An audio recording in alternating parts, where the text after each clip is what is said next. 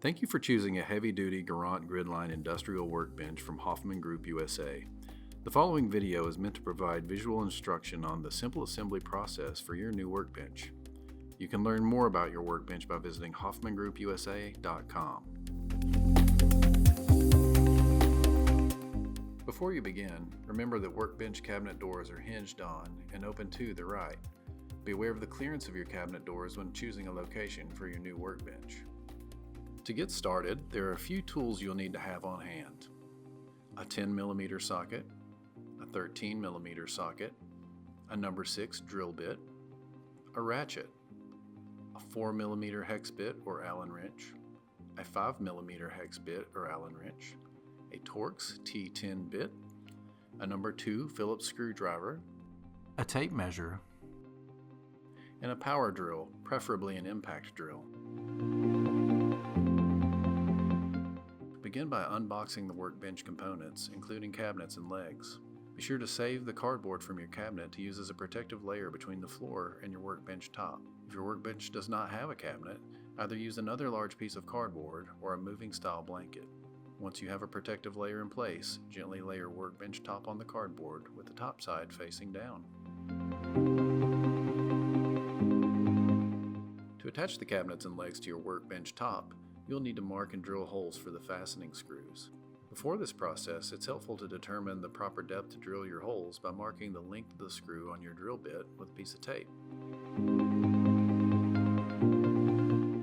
Though cabinets are always mounted flush to the front of the workbench legs may be mounted flush to the front or centered based on user preference.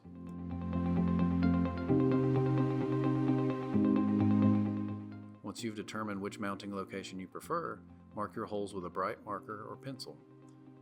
After the holes are marked, use a power drill and a number 6 drill bit to drill each hole to the depth you determined earlier in the process.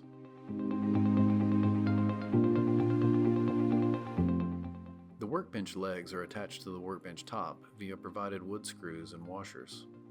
Before attaching legs, be sure to determine the inside profile of the leg by locating the square holes intended for cage nuts. These holes should always be mounted to the inside of the workbench toward the cabinet or opposite leg. Continue by lining up the 3 holes on the leg with the 3 pilot holes in the workbench that you previously drilled. Once aligned, use your impact driver and 13mm socket to insert each of the 3 screws with washer, being certain to tighten fully.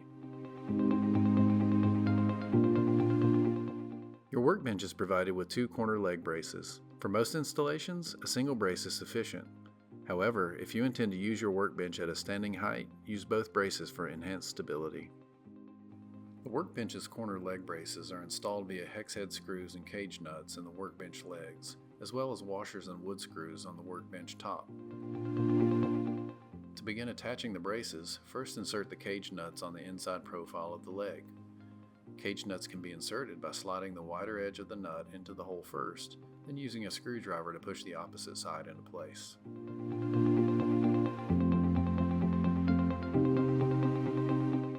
Once the cage nuts are in place, loosely attach the leg brace using the hex head screws and mark the 2 holes that you will drill into the workbench top.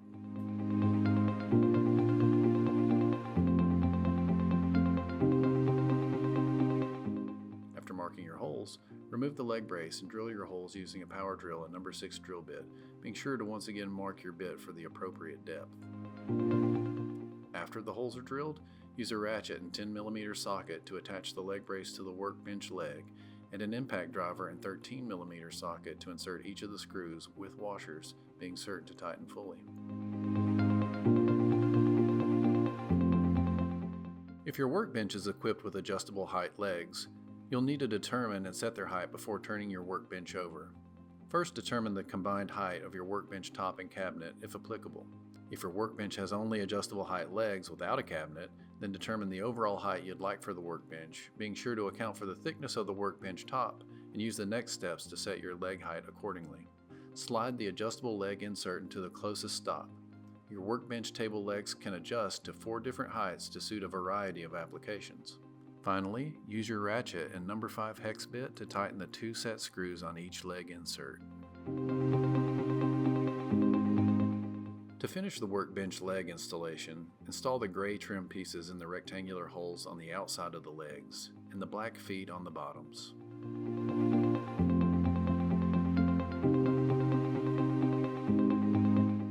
To install the workbench cabinet, begin by locating the cabinet keys attached to the locking mechanism on the top of the cabinet. Use these keys to unlock the cabinet drawers and door in preparation for the next steps. To remove the drawers, pull the drawer out and flip up the red tab on each side of the drawer.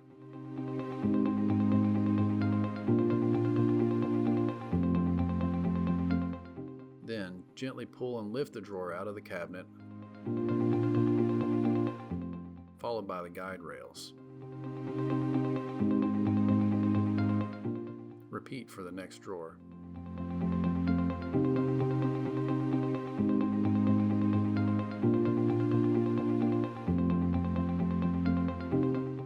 Also be sure to remove the shelf from inside of the cabinet for installation later in the assembly process.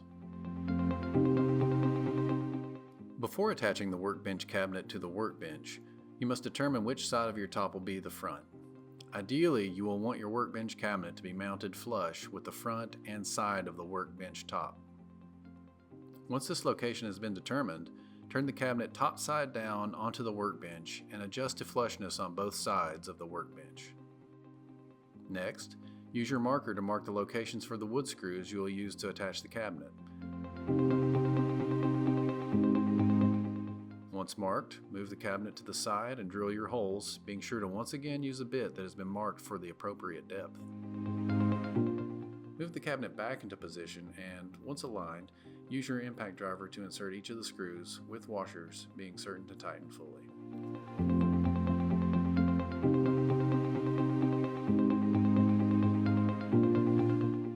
Once these steps are completed, have a partner help you flip the workbench onto its feet to complete the assembly process.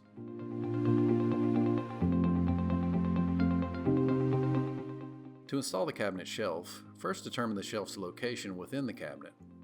Once determined, install the shelf support brackets in the appropriate square holes in the four corners of the cabinet. Complete the installation by resting the shelf onto the shelf support brackets.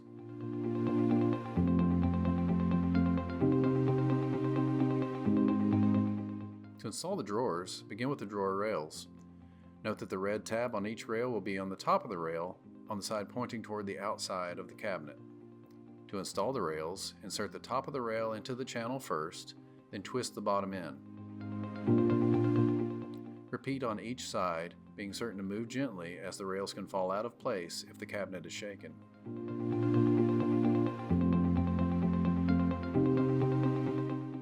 Once both rails are in place, line up the rail guides on the drawer with the rails and gently insert the drawer into the casing. For this step, it's helpful to ensure that the red tabs on the rail are in the up or open position to more easily accommodate the drawer. After the drawer is inserted, move the red tab to the down or closed position. Repeat these steps for each drawer in the cabinet. Be sure that you start with the bottom drawer and work your way up from there.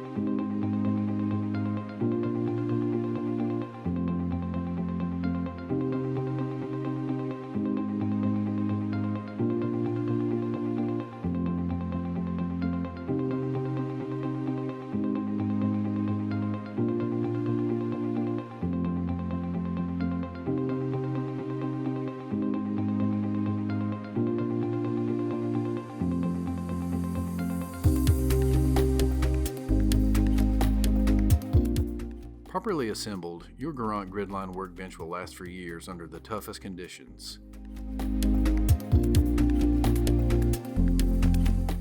To learn more about your workbench, visit HoffmannGroupUSA.com.